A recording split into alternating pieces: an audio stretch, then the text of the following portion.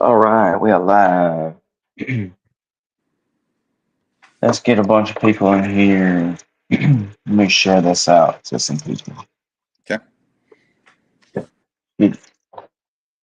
Let's see. Let me pull up Facebook on my computer and I'll get this shared out.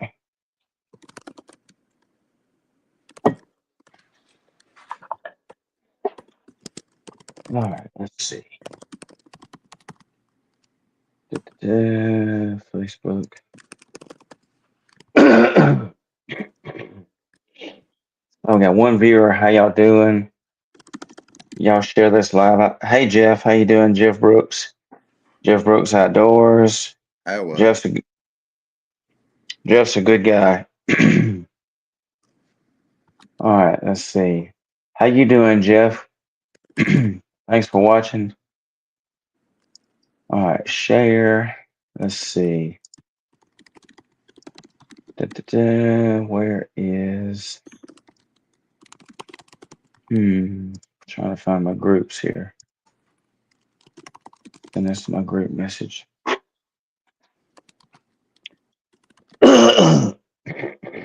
What you up to, Jeff? All right, let's see.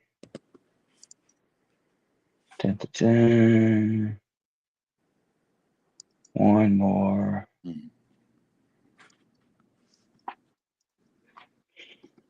Jeff says SmackDown 10-point about a couple hours ago, so I'm doing pretty good.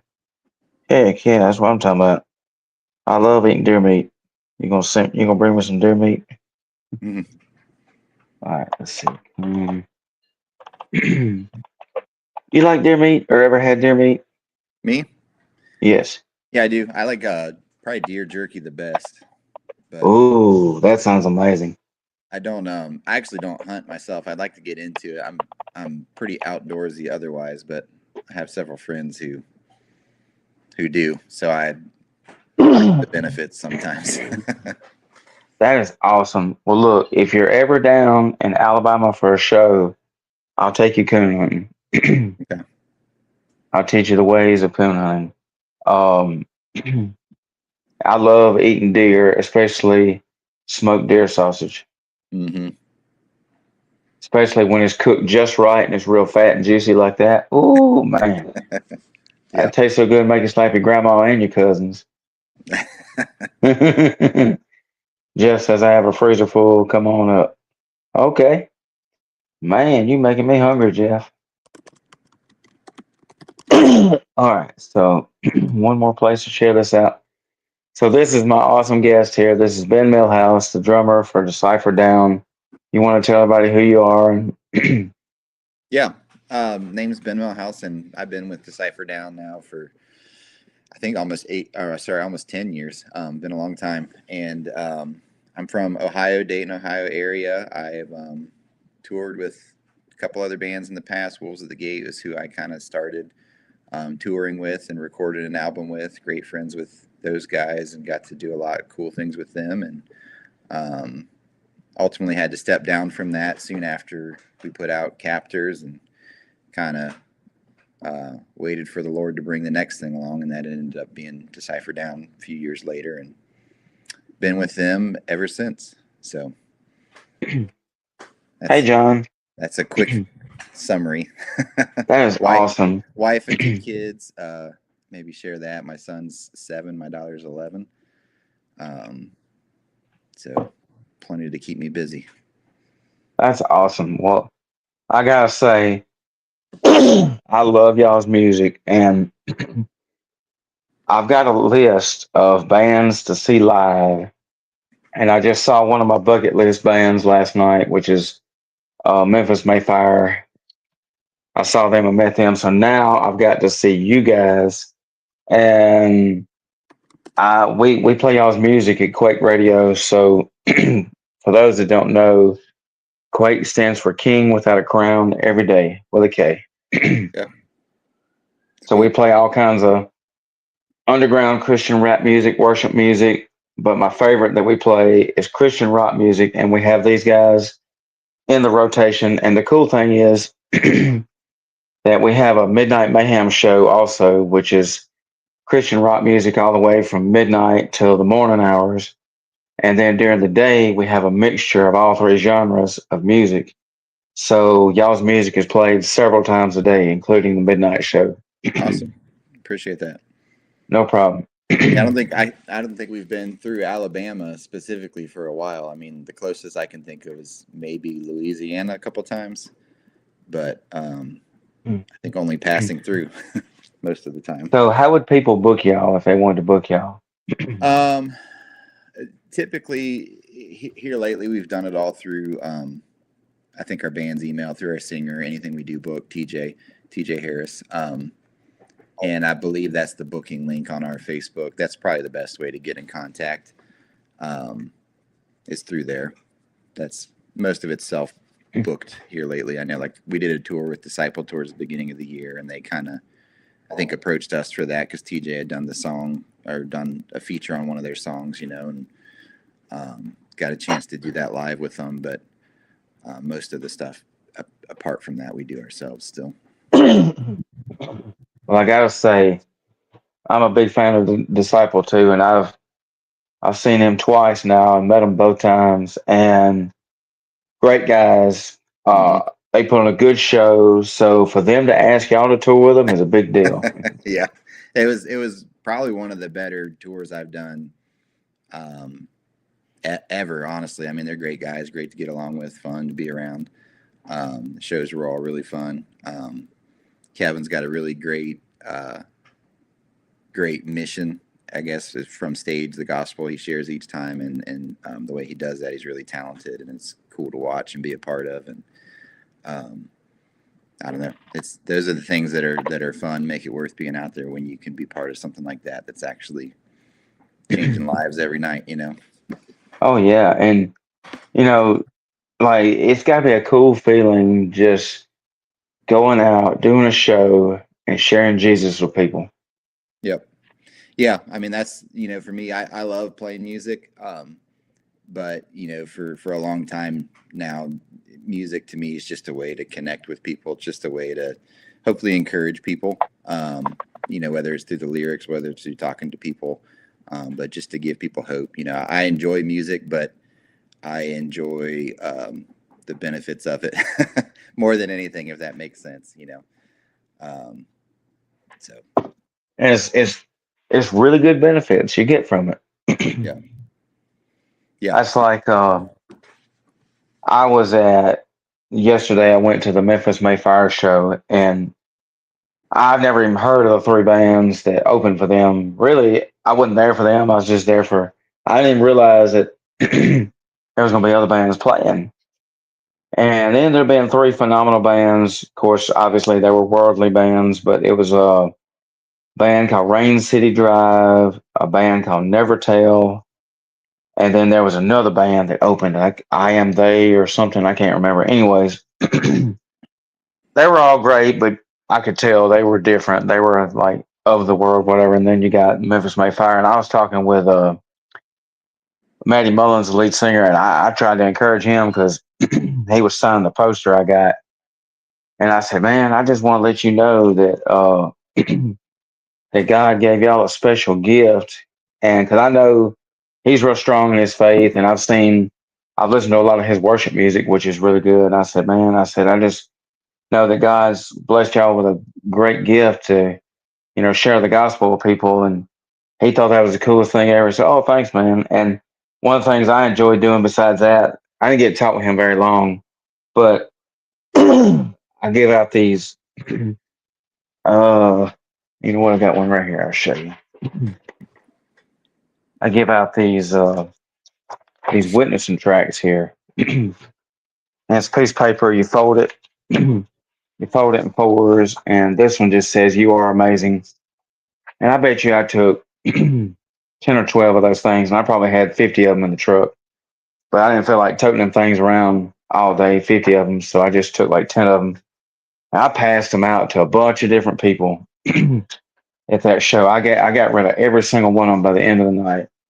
And one of the singers, I think, for one of the first bands, I remember going up to him and he was selling merch at the end of the night and giving autographs, and I encouraged him. And I had another one similar to this one, but it says, I wish I had it with me. But anyways, it talks about college and school and whatnot, and it ties that in with the Bible. And I said, "Here you go, buddy. Here's your free gift." And I said, "Man, y'all did great tonight." "Oh man, thank you. I appreciate that." Hope he reads it. I love doing stuff like that because you get something out of Yeah. it. And something as simple as so I know you ever listen to ChristianRock.net? Yep. So I used to listen a lot. I still do sometimes when I'm not listening to our station. But like one of the things I do is I really like that they do, and I want to do something similar. But they do the thing that says Evangelism Minute with Pastor Dave Chafee with Agents for Christ Ministries. So I looked it up one day, and basically it's just a ministry that goes out to be agents for Christ to get people to Jesus, basically. And so I think I ended up finding him on Facebook too, which is pretty cool. And he talked about these witnessing tracks. And he says, let's see, and he says, well, with witnessing tracks, when you give one to somebody, the cool thing about that is they don't talk back. They're just there. They don't argue. And whether somebody throws it away or just leaves it there or gives it to somebody, somebody ends up with it. And I said, you know what? That is pretty cool. I've never thought about that. Yeah.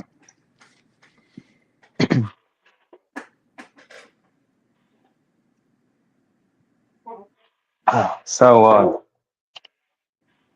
what is so what is your testimony how you became Well, let me start from the beginning, huh? How about that? It's a okay, cool. long journey. But I actually grew up in church my whole life pretty well. My parents always attended church, always took us to church. My grandpa actually was a pastor, so I think that probably had part to do with my family's upbringing being that way and my parents being so involved in church. But I grew up in church in it my whole life. I would say I knew about God, knew a lot of things about God. Probably was a little, if I'm honest, a little resistant to maybe God moving in my life at an earlier age, younger age. But still knew a lot, kind of learned a lot about God along the way. I would say I didn't actually get saved until July of 2000, which I would date myself. I would have been 16. um, and the reason I got saved in that moment was actually a friend of mine from school had gotten killed in a car accident. And that was actually kind of like you're young, you think you're invincible, you think you don't think about death or any of those things, but that kind of, I guess, woke me up, shook me up a little bit, and really just gave me a fear, honestly, that I knew God and I knew where I stood with him, or I knew that God was real. I knew where I stood with him, and that I needed Jesus to save me, for the sins I was guilty of my whole life. And so that's when I got saved, July of 2000, gave my life to the Lord in bed that night. And, I honestly, the way I describe it to people is felt the weight of the world lift off my shoulders, honestly. Like, I was laying in bed trembling and it just immediately went away. It was a really cool experience, or uh, just really noticeable difference that the moment I decided to give my life to Jesus. And it wasn't all an immediate change. What I would tell people is, like, when I got saved, I think I was more interested in being a good, like, known as a good person, or someone people liked, or it was things I admired about other people. Like, I want to be remembered well, I want to be thought of well. Was was certainly probably some of my motivation immediately after getting saved, not really um, honoring God, if that makes sense. It was much more focused on me for a period of time. I got pretty serious in my faith then, I would say around 19 or 20, which was 2 or 3 years later. Um, and that's when God really, to me, really started to change my life, really started to become real and the most important thing in my life. My best friend, the place I go for wisdom, for um, inside everything. Everything I do now, or hopefully almost any decision I make is rooted in my faith and prayer and what the Lord wants me to do. And that affects my family, that affects my friends, and um, my kids. So got saved in 2000. Took I would say spun my wheels for a little bit. Took a while to get serious about it. But it has had a lifelong effect on me now since then. I actually got baptized in 2009, which I think is what I posted, and that's what you kind of reached out about.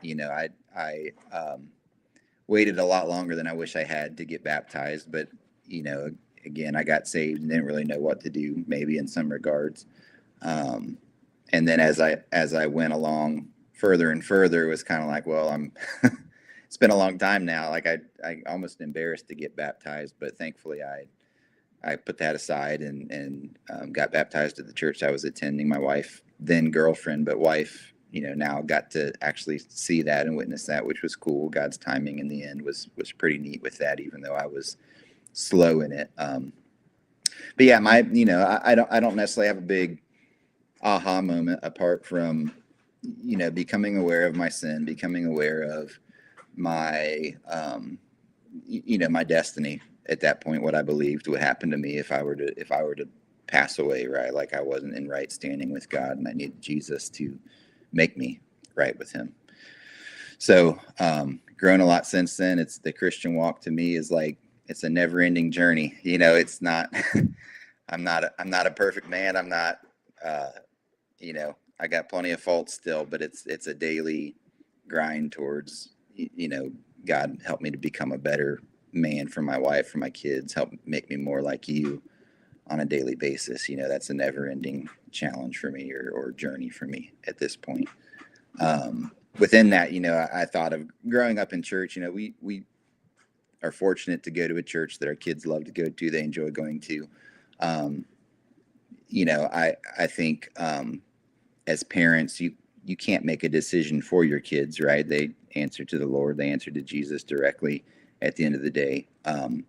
But I think there's something to trying to get them near Jesus still. And I appreciate that my parents did that they made church a priority, that they got me close, and that's something I try my best to lead my kids that way too, and get them close to the Lord and trust that he'll draw them the rest of the way, in his time.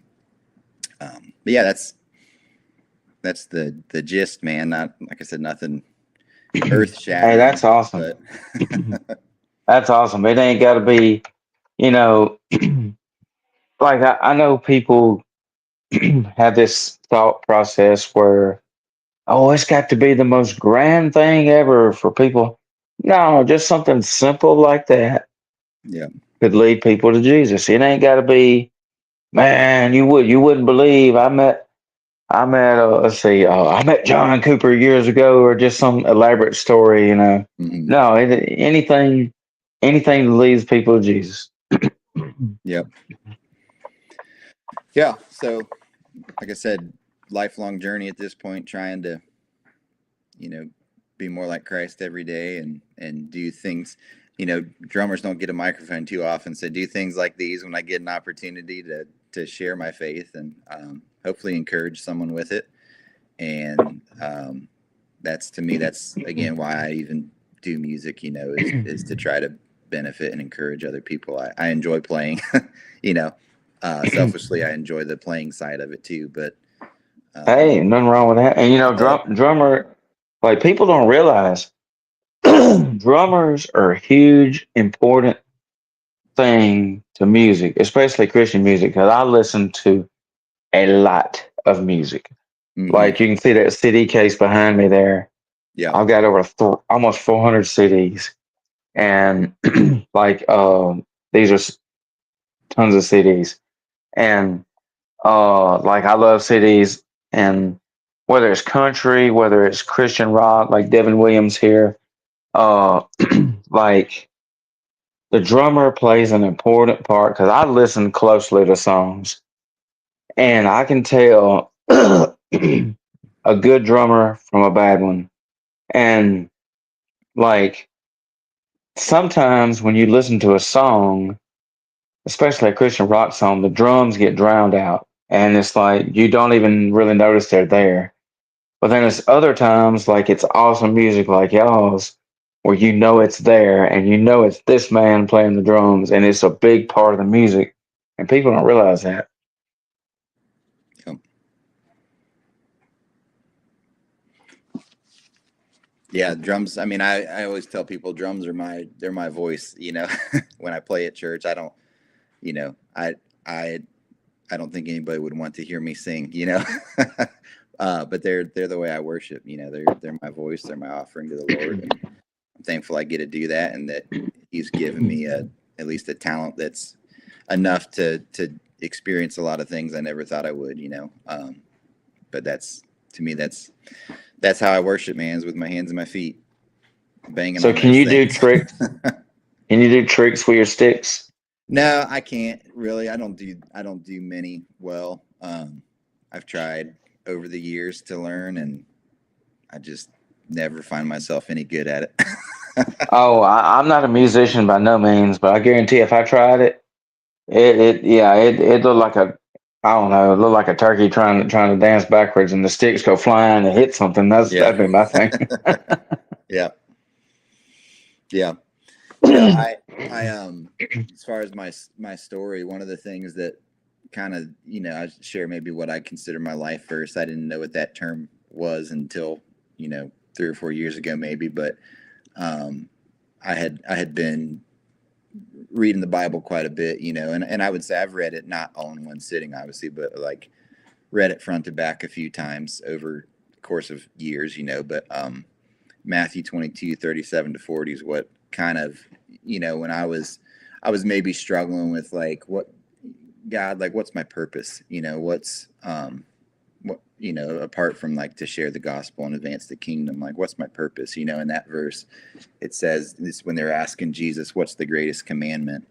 And it said, love the Lord your God with all your heart, soul, and mind, and love your neighbor as yourself. And on this command hangs all the laws and the prophets. And for some reason that just clicked with me as like, man, I'm gonna, like, what does God want from me? He wants me to love him first and foremost, and then he wants me to love and care for anyone else I come in contact with, and that could be my family, that could be my friends, that could be stranger off the street, but when you think about the Old Testament law, right, and just life in general, it's like, what feels good? It feels good to be unified with people, right? Not division, not conflict, not strife. It just, that one really, for whatever reason, that really resonated with me and kind of became like my, real life verse. Like I said, it's the term I'd use, but just summed up my faith in a lot of ways.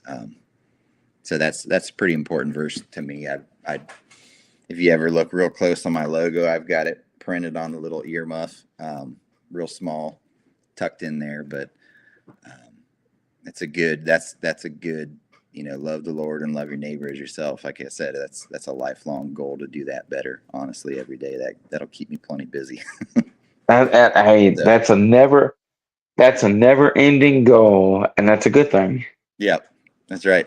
I don't need to worry Yeah, about the rest, man. I got I got that to keep yeah, me busy for a long time.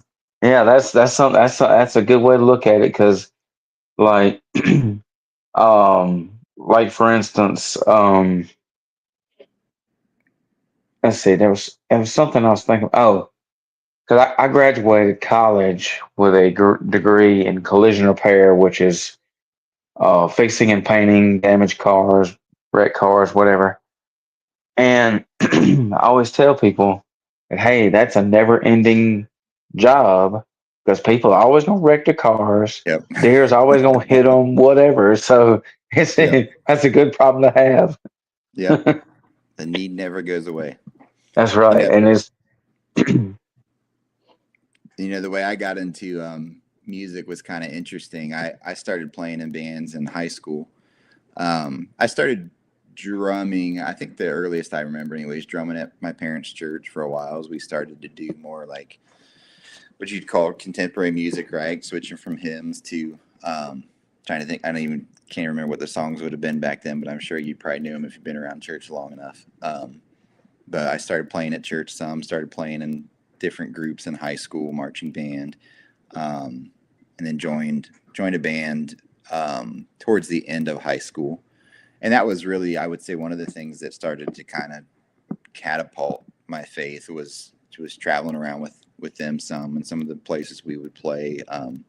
One that jumps out, there's a place called Joe's Java House in Wilmington, Ohio, and I know that they were one of the few places. Not, I shouldn't say that, but faith was very, very evident at that location. They ran like a clothing ministry out of there. They ran a soup kitchen out of there, and just cared, like brought the bands in because they liked it, but you could just cared. You could just tell cared about the people, and that was really formative to me to see that kind of genuine faith. But yeah,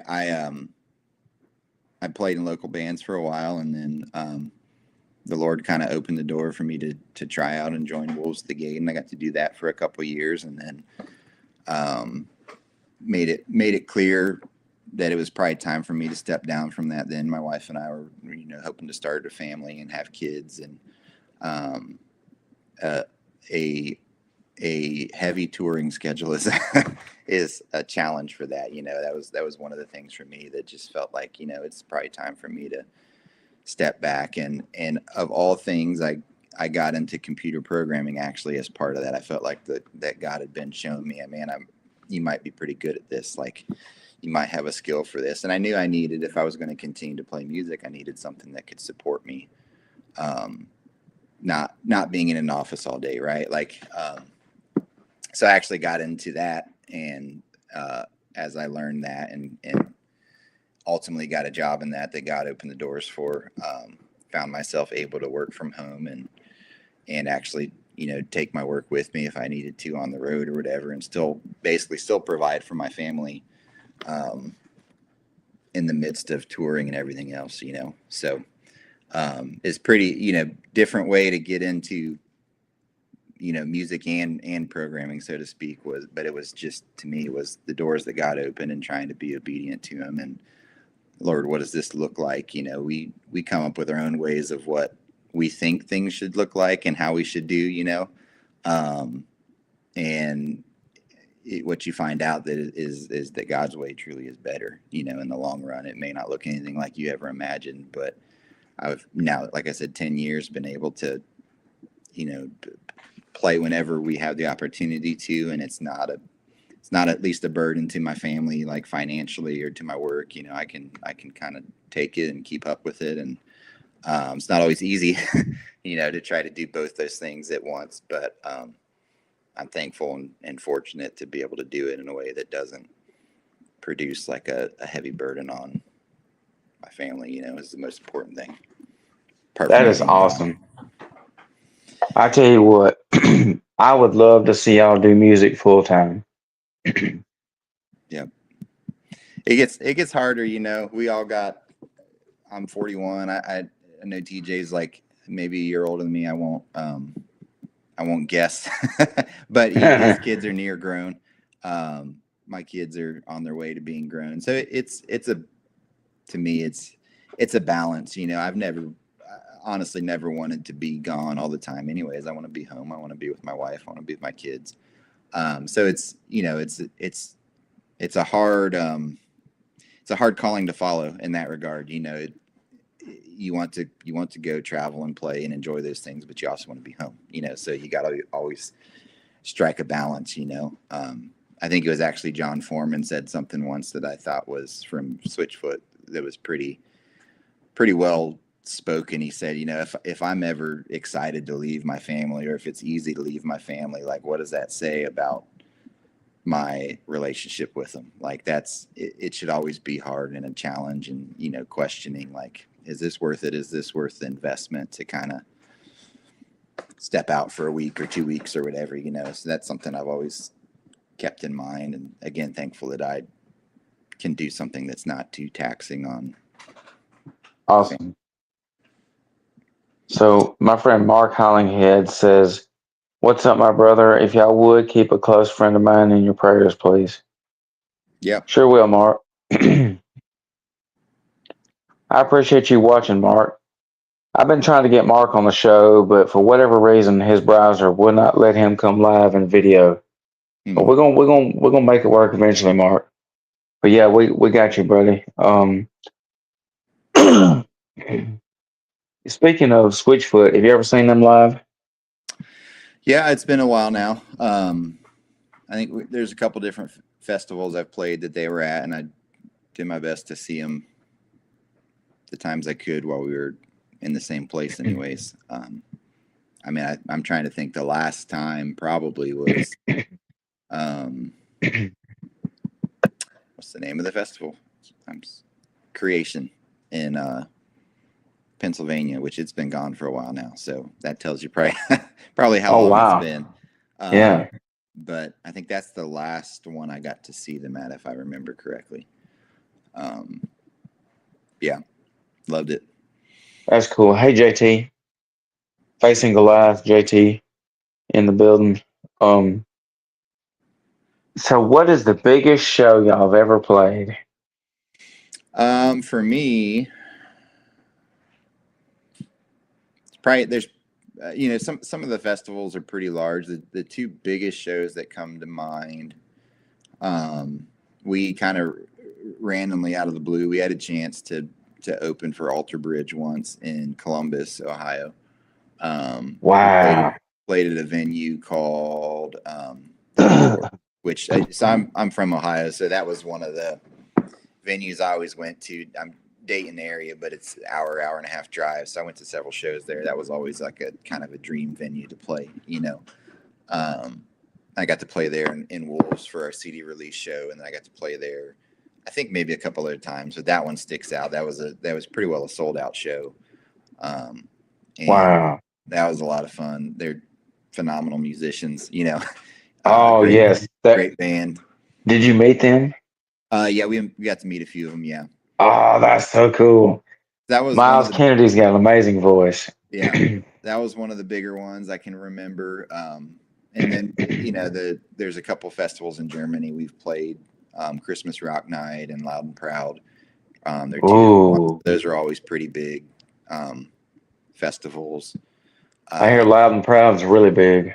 yeah, I think every time I go over there, or that we've gotten to go over there, I feel like it's bigger than the last time. But those stick out. Like I said, Uprise, any of the festivals, those are larger crowds a lot of the times. But a lot of stuff we did this with Disciple this spring had really good turnouts. Those were pretty good sized ones as well. So JT's got a good question. Favorite band to share the stage with? Um, I honestly, as far as closeness, I would probably call out a lot of the City Rock Fest bands: Spoken, Seventh Day Slumber, Disciple. Those are probably the groups I feel like we've gotten to be the best friends with over the years. You know, um, and I enjoy their music, enjoy hanging out with them, and got to do, I think, some really special stuff. Those couple City Rock Fest tours that we did, they were Man, um, shout out pretty Joe good. Rowe for putting that on. Pretty good turnout for a while there, and same thing. The gospel going out every night and seeing lives changed it makes it worth it. But yeah, those bands jump out. Alter Bridge was really cool. That was really unique experience. Um, I'll So probably remember that one forever. I saw Alter Bridge. It was right after they broke up. I mean, right after Creed broke up the first time when Scott Stapp went crazy. And of course, now Scott Stapp's back to normal and he's Team Jesus, which is Hmm. awesome. And so that was an experience seeing Alter Bridge. And I love Miles Kennedy, amazing voice, but I also love Scott Stapp too. And I was reading the other day, where Creed's coming back out with new music, which is cool. They're in the writing process. I don't know how they make that work with Miles Kennedy because, Alter Bridge here, there, everywhere, and then Creed's going. But my brother Blake is a huge fan of both artists, and he knows everything about both bands because he actually got to do guitar lessons with Mark Tremonti, which is like, wow, I done nerded out. Yeah. And then he met Scott Stapp at a show. Well, then last year, I think it was, when Creed got back together and they did the cruise, and it was them, Three Doors Down, and they did the cruise together. And he was telling me the story the other day about they had a basketball tournament on the cruise. And my brother used to play basketball through high school and college, so he was pretty good at it. And he beat all these people to get to play on that cruise. And actually, how he got to go on the cruise was he was trying to buy a ticket for the cruise, and he could never get it to go through. And it sold out within a matter of like 5 minutes, if that. That's how fast that cruised. And he was sitting there punching, and it declined his card or something. It's like, darn. And so then he kept waiting for somebody to um, give up their ticket. And boom, one come available, and he got it. And he got the very last ticket for the cruise.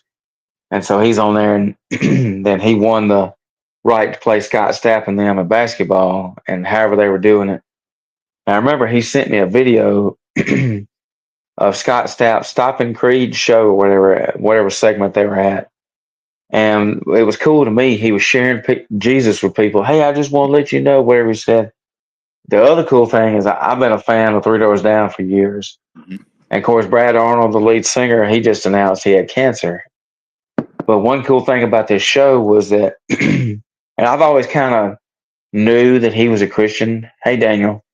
Because he at the end of each, because I love to read the booklets on the CDs, and and so I had the Three Doors Down CDs, and I'd look at the back of it and read the booklet, and he would always thank God. So I kind of always had an idea that maybe he's he's a Christian. Well, Blake said, he said, yeah, man. He said, he said he stopped there in the middle of their set or whatever when they were doing. And he said, man, and he sent me this video of Brad Arnold just witnessing to thousands of people on this about how awesome Jesus is. Hey, I want you to know Jesus, he's awesome, and just want to let y'all know before y'all leave his cruise, whatever. And that affirmed to me. I said, wow, that is cool in itself. Yeah. Yeah, I heard the same thing. Actually, a friend of mine saw them whenever, I guess the reunion tour was it earlier this year? Was it maybe last year already? I can't remember exactly when it was, but he saw them with them and said the same thing. He said he gave probably a 10-15 minute testimony almost in the middle of their set. Wow. I think that's really cool. I think, a band I'd love to play with someday at Seven Dust is one I've always enjoyed musically. I think the drummer's phenomenal, but their guitarist Clint Lowry, I think he got saved this year. And it's pretty cool to watch.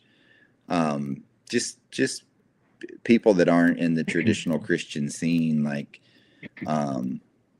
the opportunity they have to share, and the impact of that doesn't minimize the others, but it's just neat to see God working in that way to me. And I tell you another one. I'm trying to think of his name. I drew a blank. I'm a big Shinedown fan.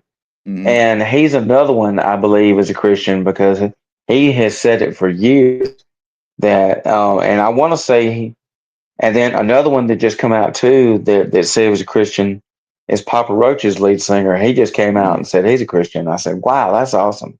Yeah, it's cool to see God moving that way. I admire a lot of those bands musically, but it's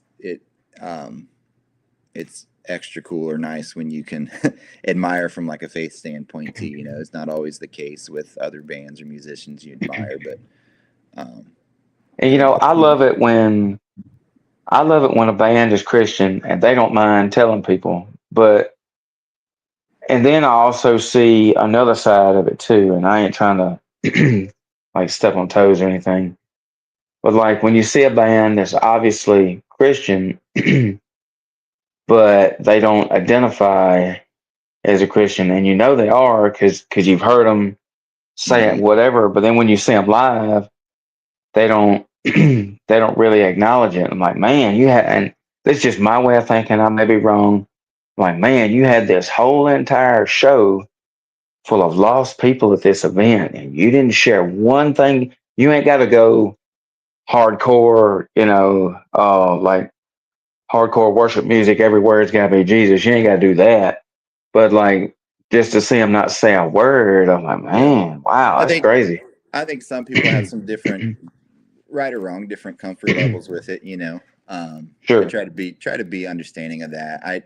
The other thing I've found myself over time too is, and not in any way ashamed of being a Christian at all, but I also want, I don't.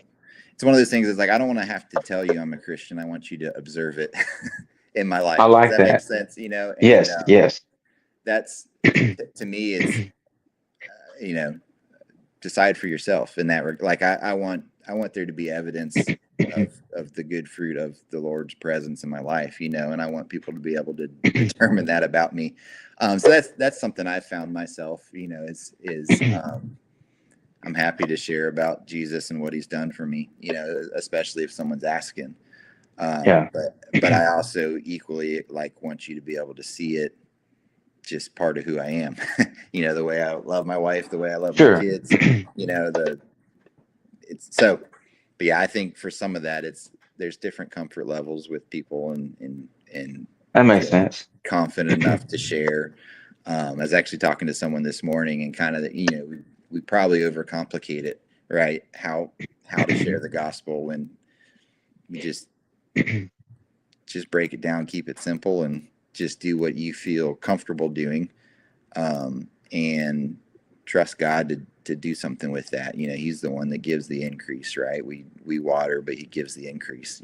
So um, do what you're comfortable with, and that'll probably grow over time. You'll get more comfortable and more confident or willing to share, but just baby steps. Is how to get there.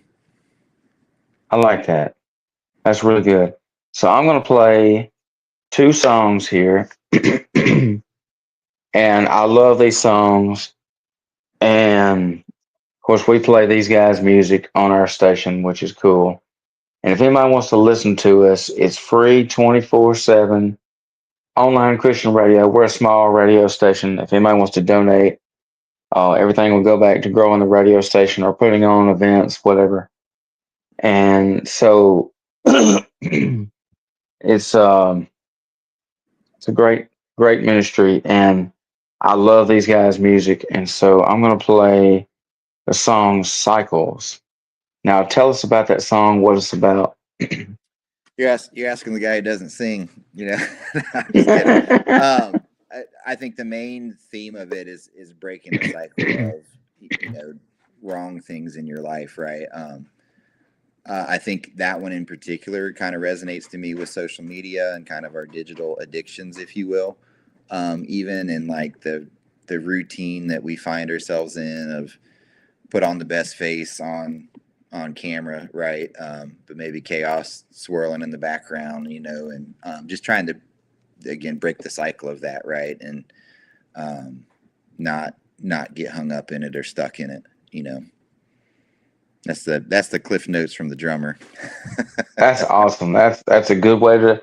I love that because this song has such a powerful message. Y'all listen to this and tell me what you think. Wake up again, and the cycle now begins. Controlling who we are, such a vicious way to live. Pictures are perfect when angle is the game. You give them what they want when you filter out the pain.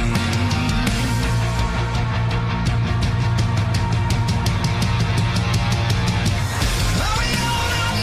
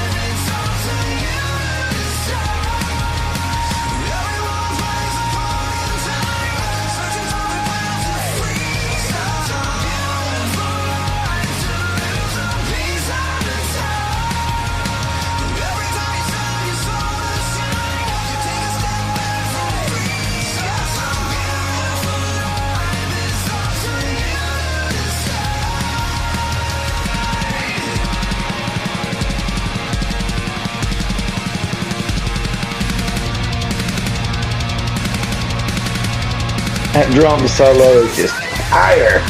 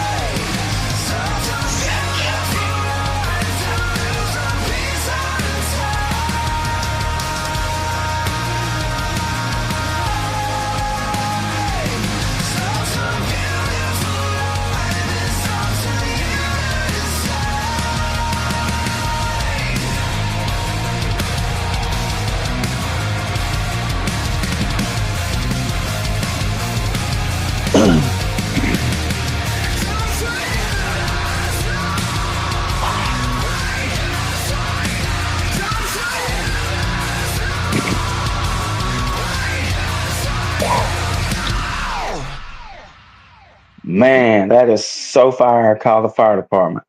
That's a fun one live. That's one Oh of my man, favorites. dude, it sounded like a machine gun going off as fast as you were going with them drums. That's impressive if you can play that fast. So that part, I'll spoil that part was written by Joey West, the disciple, actually. And Nice. he makes my job hard. he recorded with them before I joined, and so he had been filling in for him some before I got connected and plugged in. But I will lovingly think of him every time I have to try and play that each night. But it's a great song. I love it. And he's a cool guy to talk to. I met him. He's real cool, down to earth. Yeah, yeah, they're all great guys. And to play like I've been to a lot of concerts in my life, a lot of them, and I prefer, of course, I've been to country concerts. I love my country music, but I prefer Christian rock music over anything. That's what I listen to the most. And then I love my Christian rap music, but like out of all the bands I've seen live, probably the best drummer. Of course, I saw Robert Sweet with Striper. Like I nerded out meeting him. By the way, I was like, "Oh my gosh, this is Mm-hmm. Robert Sweet!" Like, but the best that I've seen, and I got to meet him, and I nerded out too meeting him, was Philip Duncan with the Newsboys. And one of the things I like about him is he was one of the original pioneers, him and Peter Furler back in the original Newsboys days. Mm-hmm. When they would, I remember the first time I saw them live was the Love Liberty Disco Tour. So I'm 30, I'm at 40, so I'm a year younger than you. So in 2000, is it a 2000 or 2001? I saw the Newsboys, a Love Liberty Disco Tour, and they had this big monster drum set. And Philip Duncan's playing the drums, and then Peter Furler gets up there and starts playing the drums next to him, the drum set next to him. And then next thing I know, the drums lift up on a platform and it's spinning, and they're both playing. I'm like, dude. And I've seen the Newsboys like 10 times in concert. They're one of my all-time favorites. And then I'm watching Philip Duncan do Jesus Freak one day at one of the shows I went to, and the drums completely tilted sideways and it's spinning like this, and he just playing like a boss, like he could do it backwards blindfolded. And I asked him during the Q&A session, when I finally got to meet them, I asked them at the church we was at, one of the questions, I asked him several questions, but one of them was about the drums and how he does that. And he straps himself in with a strap, like a seatbelt basically for the drums. I said, yeah, that's amazing that he can do that and not fall out of there. And then I finally realized once he said seatbelt, I said, there you go. Yeah. Doesn't necessarily make it any easier though. You're right. That's still a challenge in itself. Yeah. And then he's one of them that flips it, twirls it, and I've been and dropped the stick or hit somebody with it. Yep. Yep. So let's see, Henry Threaton. I'm gonna highlight his comment. Verse of the day. Verse of the day. When Jesus saw this, he was indignant. He said to them, "Let the children come to me, and do not hinder them, for the kingdom of God belongs to us, such as these." Mark 10:14 NIV. Heavenly Father, thank you for the gentle heart of Jesus, who has opened his arms to little children and reminded us that your kingdom belongs to those who come with trust, purity, humility. Lord, help us to embrace that same childlike faith, simple, sincere, and full of heart. Wow, that's amazing. Good. Thank you for sending that, Henry. So, okay, so who's your biggest influence on drums? Younger. Honestly, I feel like a guy I liked a lot was Neil Peart, Rush's drummer. When I first Oh, started getting into it, that's a long time ago, right? yeah. He was a big one. More recently, probably Seven Dust drummer Morgan Rose. I think he's really really good. Corn's drummer Ray Louisier. I'm not exactly sure how to pronounce the last name, but Oh, those yeah. guys are both super talented, super fun to watch, and love the energy and style they play. You know. So, have you ever met Brian Head Welch? I don't know that I actually have. I certainly have been in the vicinity a lot. I know he did a tour with Decyfer Down, I think, before I joined. So those guys, the rest of the guys knew him or had met him at certain points. Oh, cool. But I've never personally met him that I can remember. Anyways, know a lot about him though. That's Pretty cool. cool That's cool. story to watch. If there would be one drummer and band to collab with you guys, who would it be? Seven Dust? I think that'd be a good one. Yeah. Um, Alter Bridge, I think vocally that would be pretty fun with TJ and Miles. Oh, man, But yes. musically, I think I would probably say Seven Dust in a heartbeat. That's awesome. And they're amazing. And I tell you this, speaking of Miles Kennedy, he has a song I think he wrote for his mom or maybe his wife. No, maybe his mom that passed away. But if you're a grown man, you don't cry listening to the song. There's something wrong Mm-hmm. with you. That song he did called Wonderful Life. Mm-hmm. And the sad thing is about that is I love the full band version song, but every time I've tried to look it up on YouTube with the full band, he only goes out there and does it with acoustic. Mm. I'm like, man, you're killing it. I want to hear the full band do it. Yeah. But It, and I'm sure you know that song. yeah. It's hard to fit everything in. Yeah. I think the longest set I can think of we've ever played was probably when we did the Crash reunion tour. We did the whole album, and then we did 4 or 5 songs after still, and that was maybe, I feel like it was about hour 20 and hour 15, hour 20 each night. Wow. And that's for Decyfer Down, there's 4 or 5 albums worth of stuff, so Oh, yeah. you just can't fit it all in after a certain amount of time. But there's I imagine that'd be pretty hard to do.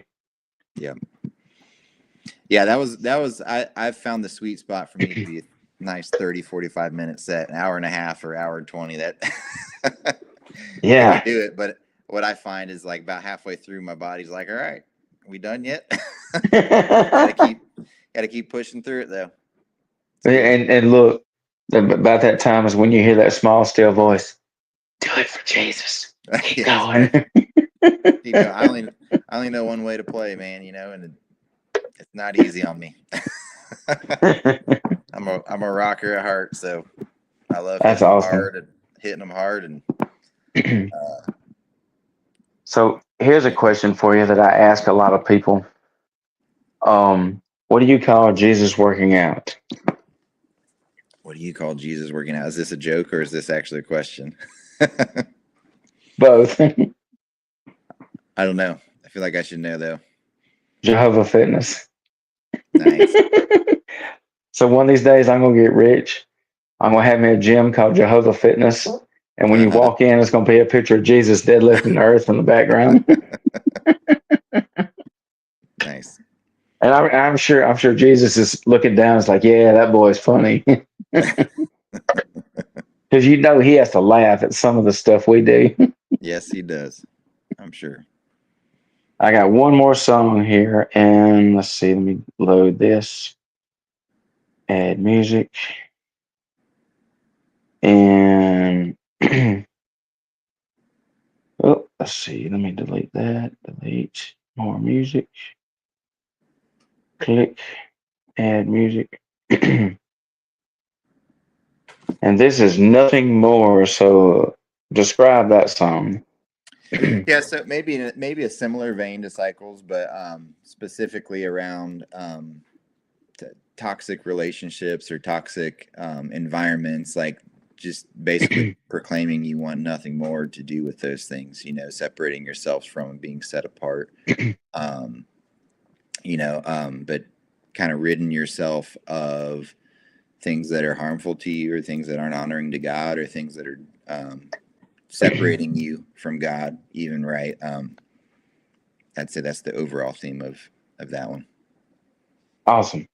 And if we're real with ourselves, we've all been there at one point or another.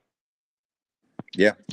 I mean, it's like I said, it's a daily journey to become more like Christ. It's something I will never perfect, so there's always things I find myself needing to, for me, turn from, whether there's things over the years been video games, been lust, right? For men, that's a constant struggle or a typical struggle. All kinds of stuff that you just gotta decide that God's more important than that, right? And what you find at the end of that, right, in the Bible, it says, like King David, I think, is the one. He says your commands are they're not burdensome to me, right? They're actually good. That's what you find at the end of it, but it's not always easy to get there initially, right? When you this is just a list of things I can't do anymore, things that I need to say no to, but then you realize why, and it's good for you, and that those actually become joyful for you in the long run. Like the things you ask of me, Lord, are not burdensome. They make me better, make me into a better man, make me treat my family better, and et cetera. So. And you have to get to the point where you say, let go and let go. Yep. All right, let's hit play on this. And y'all, while we're at it, y'all share this live. We need a bunch of shares. Let's get 10 people in here. If we get 10 people in here, I'll do cartwheels in the middle of this room. So we need 10 people in here. And don't forget, that's their Facebook scrolling at the bottom. And then I'm going to go back to the top here. You can scroll back to the top. I'm going to highlight their Facebook. That's their Facebook. Go to YouTube and type Decyfer Down. You can find them on YouTube. And let's hit play. Nothing more.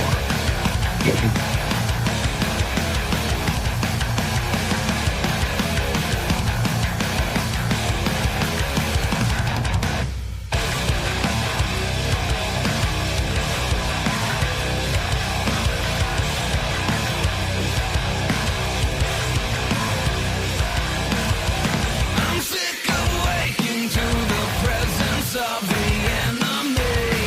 I feel the weight of your disease and words and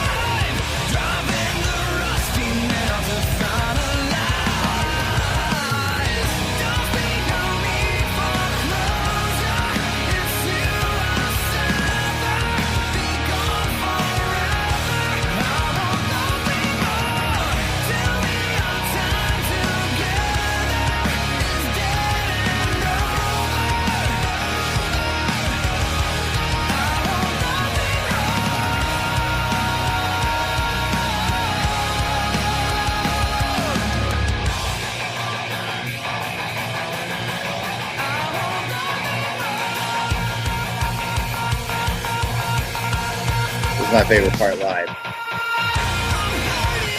Oh man, yes, that's it right there. That makes me want to just headbang and makes me want to run to my neighbors and tell him Jesus.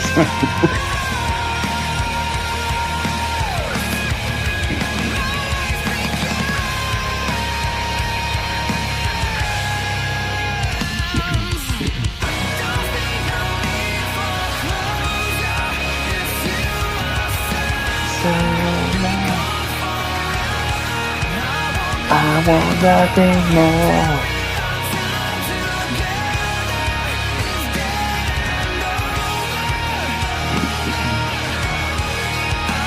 I want nothing more.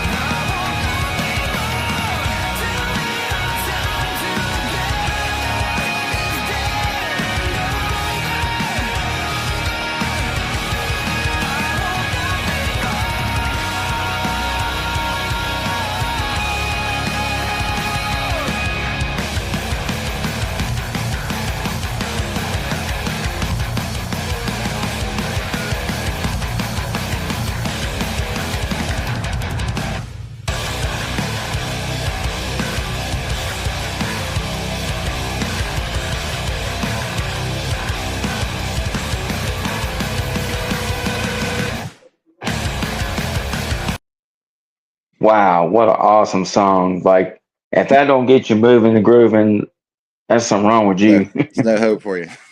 There's no hope. Like that, you've done gone to the abyss. There's no hope. Yep. Man, that is a great song. I bet you people go nuts when y'all play that live. Yep. Yeah, that's been a pretty popular one. All right, so I got something cool for y'all. Have you been seeing my posts lately about what I'm working on? I think I've seen a few. I don't end up scrolling too much these days, but I've seen a few things. Okay, cool. It's a website, So, right? Is that what you're talking about? yes, Okay. yes. So I'm going to show you the website. I think I finished it today. Well, I say I finished it today. It's not finished. I ain't no fancy website builder. I've built 3. This will be my 4th one. I'm just an old country redneck from South Alabama with some computer skills. But I think I did all right for my 4th website. It ain't gonna be the Taj Mahal of websites, which I don't care about that. I'm just worried about. So for those that don't know, I created a website called Spirit Burning, and how I got the name is from. You ever listen to the Christian rapper ASAP Preach? I don't know that I know that one. Okay, I'll send you some of his music. He is my all-time favorite Christian rapper, and his real name is Ian Barnett. And I got to meet him about a year or 2 ago, and I was like, I nerded out meeting this guy. I was like, oh my gosh, this guy's awesome. He's younger than me, and I still got excited. I was like, man, this guy's awesome. Like, here this guy is rapping on stage wearing camouflage pants. I said, this is my kind of people right here. And so he tested my knowledge. He has a song called Spirit Burning is the name of it. And I can't sing worth a doo-doo. Like, I'll scare people off. Like, people will start puking when I sing. Mm-hmm. But like I can rap like nobody's business. Like, as long as I listen to a song, and sometimes I'll get frustrated and I'll write down the song and then I'll do it that way. I try to do it the hard way. I play it over and over and over and rap it until I finally get it. So one of the lyrics to this song says inside feel like I'm yearning. Jesus Christ, you give me life, you give me purpose. And he's like, I can feel my spirit burn and burn. And so he tested my knowledge. And one of the lines in the song is stay grounded like some earthworms. And I was like, wow, that's pretty cool. And then he asked me, he said, hey, I'm going to test your knowledge. He said, what is this? He says, stay grounded like some, I said, earthworms? He said, yeah. He was so impressed I got it. And so the song Spirit Burning is basically a song about being on fire for God, like Jesus, Jesus, Jesus, everything's Jesus, because that's pretty much most of what I talk about, especially passing out thousands of these things a year. And so I went to how I got started. Me and Cliff, my buddy Cliff down the road from me, we went to go see Discipling concert about 2 years ago. And I remember there was the website Bands in Town Mm-hmm. was in charge of advertising this show. And so I didn't know nothing about the show other than it was in Pell City, Alabama. And I said, you know what? I've never seen these guys. I've been wanting to see them for years. And the show is 3.5 hours away. I said, I don't care. I'm going to go see them. They don't ever come this way. Like, no Christian bands really come this way unless it's like Winter Jam. And so I was like, yeah, you know what? We going. And Cliff says, go with me. I said, okay, good. So Bands in Town kept saying on their website, well, check back. We'll update. And all I knew was it was a free show. And so I reached out to Josiah Prince. For those who don't know who he is, he's the legend on guitars for them. And so, like, I reached out to him on his Facebook. I was like, "Hey, Josiah," I said, "I'm curious. Are y'all still doing that show in Pell City?" He said, "Yeah, it's a free show." He's like, and I don't even think he knew much about the show, but he's like, "Yeah, it's a free show, and we're still having it." I said, "Good, great, we're coming." And so me and Cliff get there, and we get there 5 minutes before Disciple goes on stage, and I'm fired up. And if you go to my YouTube, you can see the whole entire concert. Like I took my tripod and set my cell phone up and videoed the whole entire concert, and it was over an hour. And I filmed it in 4K HD. And so, anyways, we get there and we're all excited, and turns out there was 3 or 4 other bands, however many it was, it played before Disciple. I said, darn, and I ain't bashing nobody. I was just kind of aggravated. I said, well, I guess Bands in Town dropped the ball. And I was like, man, these guys really dropped the ball. I said, man, I was kind of aggravated. I told Cliff, I said, man, if I'd have known this, we'd have came earlier and heard these other bands. And I guess it was some kind of festival or Christian event, whatever it was. I still don't know this day. And then I remember meeting the band after the show, which was an awesome moment. And I told Cliff, I said, man, I want to come up with something to get Christian rock artists a place to have all their show dates listed. And so fast forward to 4 or 5 months ago, whenever it was, I started looking up Christian rock bands, and I listened to a lot of Christian rock bands. Like I got Epigone's New City right here. I got like Devin Williams, all kind of stuff right here. And so I started looking up show dates, and I couldn't. And I was like, well, I'd go to the band's Facebook and go to the website. And I went to, and I said, you know what? I said, and my mind went blank, and that's unusual. Like I can't think of some of these bands. Then I went to Google. I was like, oh yeah, this band, that band. And I started going to websites looking for show dates, and I bet you I went to 12 different websites to look at show dates. And most of them were up north, and there's hardly any in south. And I said, well, darn. And so that told me, I said, you know what? I think the Lord's telling me to build a website for Christian rock artists to have their show dates listed and give them a platform and just do Christian rock artists only, because there's no way I could do Christian rap, any of these others, just do one only. And so then I come up with a name, Spirit Burning, from ASAP Preach's song there.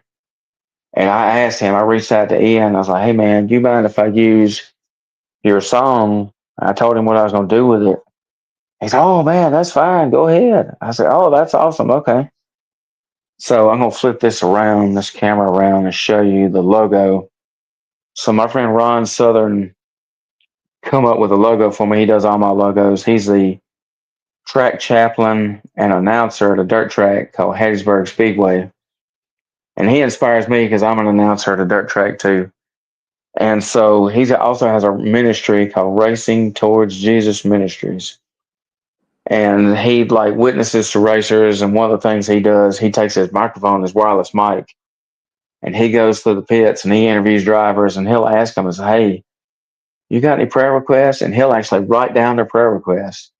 I was like, man, that's kind of inspiring. So I get him to make my logos. And so I told him, I said, well, I want something that's got fire, cross, and then the verse I come up with is Psalms 95, 1 through 2. And I think it was Ron that found the verse. It was either him or my dad that found it. But it says, let's see, I posted it right here somewhere. You know what? It's not there. Wait. I could have sworn I had on that post. Let's see, PSAM 95 2. All right, Psalms 95 1 2, and it says, a call to worship God through joyful singing and praise, recognizing Him as the rock of our salvation and our deliverer. It encourages people to approach God with thanksgiving and shout triumphantly with the songs and psalms in His presence. That's cool. So I felt like that fit the name Spirit Burning perfectly, because I found one verse about spirit burning, but it didn't match because there was another part to it. It didn't match what I was looking for. So let me share this. Let me flip this around. Let's see. Click the dots. Uh, Settings, camera. Whoops, wrong one. Facing back. So tell me what you think of that. Cool. I like it. That is cool. There's no way I could. I just told him what I kind of wanted, and he just ran with it. Yeah. It's got the fire at the bottom, got the verse cross, the blue music note, the heart, and then part of the cross has got black flames too. So that's cool.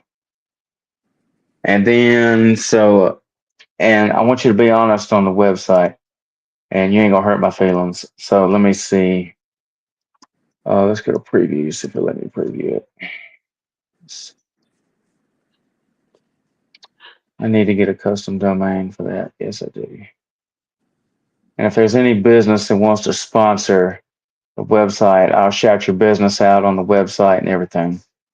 All right, so I got the Quake Radio logo in the corner, and then the background is of course, the Spirit Burning logo. It says, "Looking for Christian rock shows? We got you covered." And then this is the story of the Disciple show. Of course, I got my picture with Kevin Young, and that's Josiah Prince right there. Pretty cool. And then I got the link scrolling to the radio station. So if anybody wants to listen to us, they can click this. We play a lot of Christian rock music. You can also, there's an app called Live 365, which is a radio station app where you can search radio stations throughout the world, and you just type in Click Radio, you can find us. And then this is the full Disciple show. I got the YouTube video there. And then social media is my Facebook and YouTube. Then, of course, I got an email to sign up. You can get email alerts.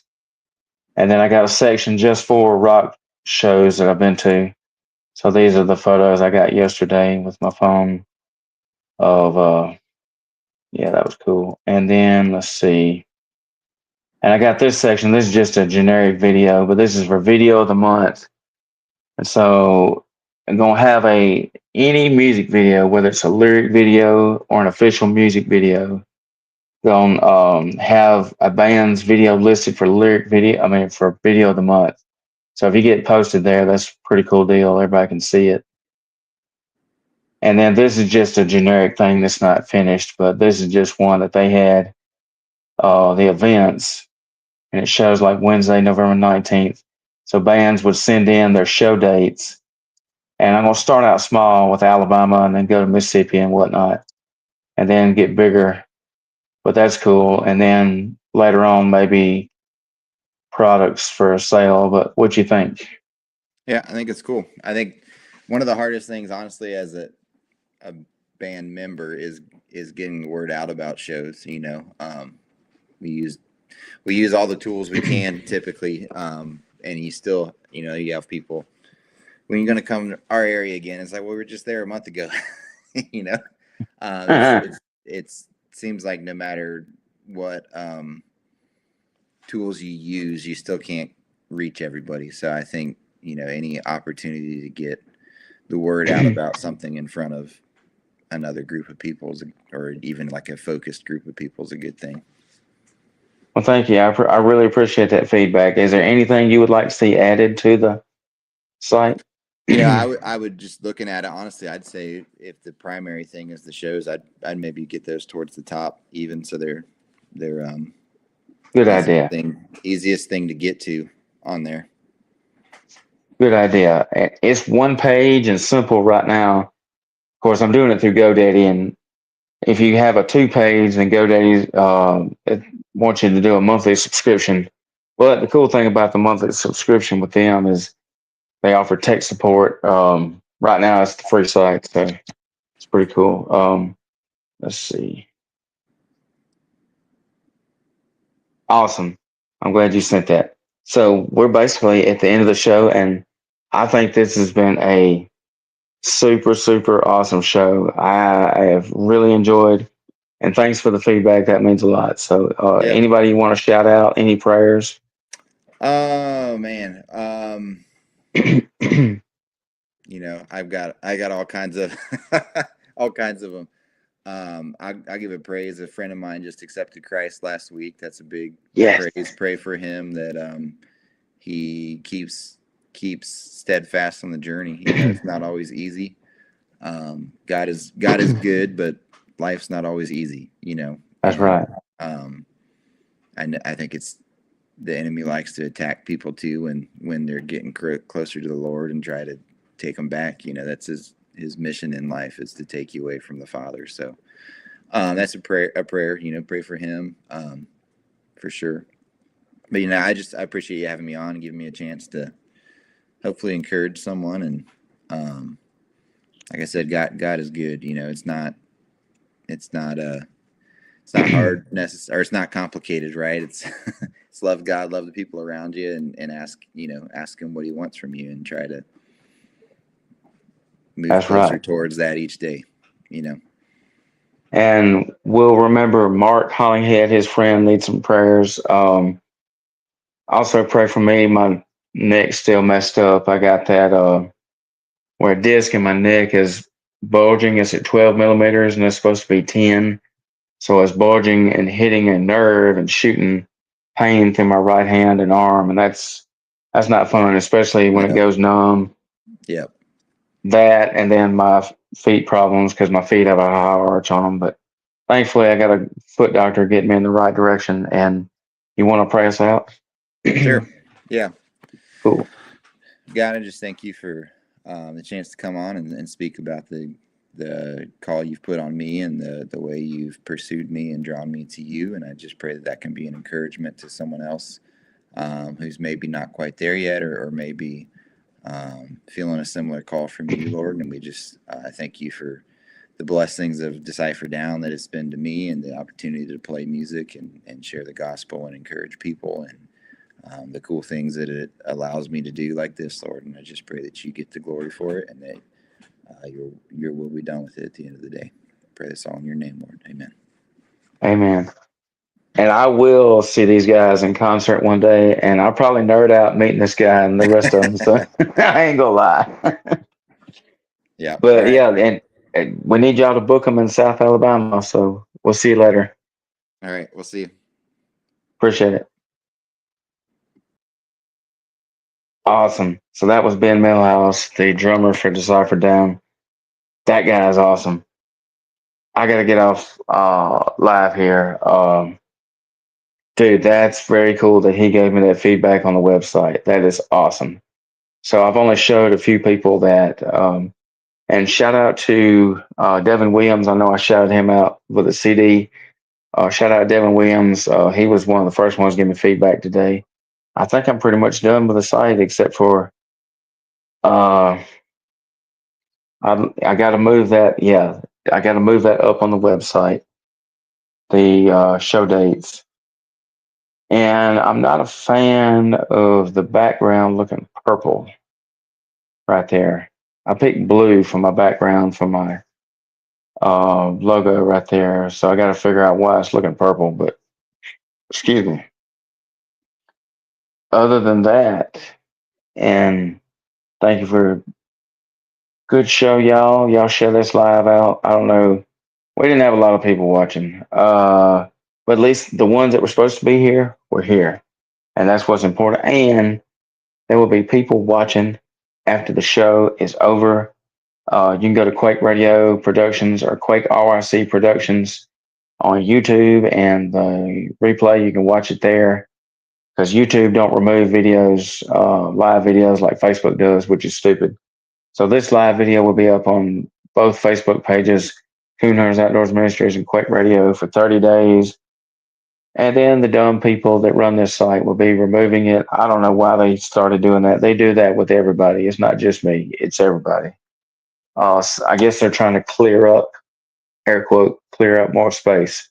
Like, what a joke.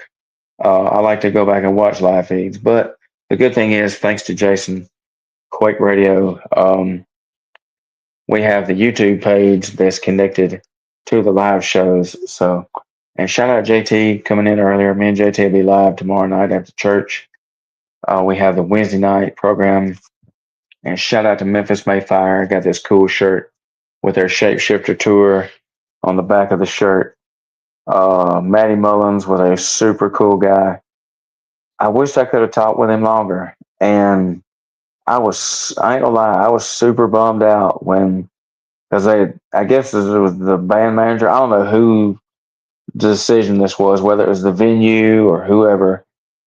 But when he said, because they got these cool posters, and they got there late, and so which I'm glad they did get them. And how cool is that, man?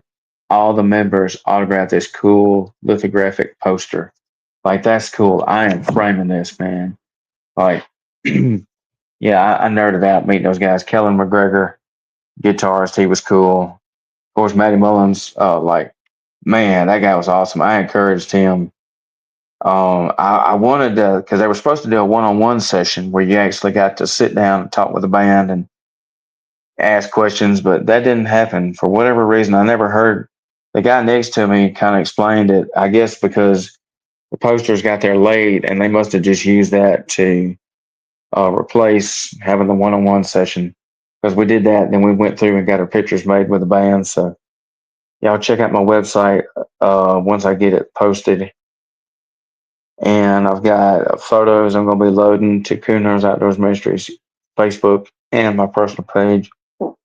Photos from yesterday's concert.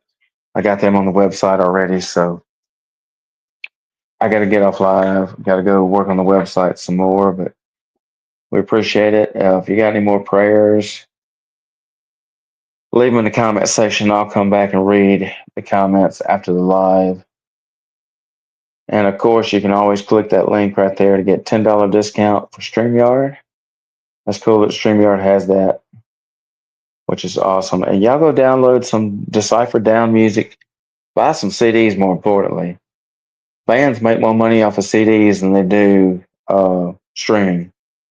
And I usually don't recommend streaming unless you're going to do Amazon Music.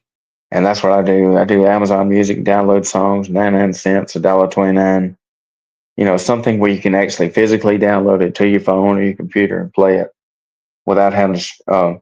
Spotify don't pay bands enough, so stream the music, buy it, go buy merch, Decyfer Down, go to their Facebook and YouTube. So see y'all later. God loves you. Jesus saves.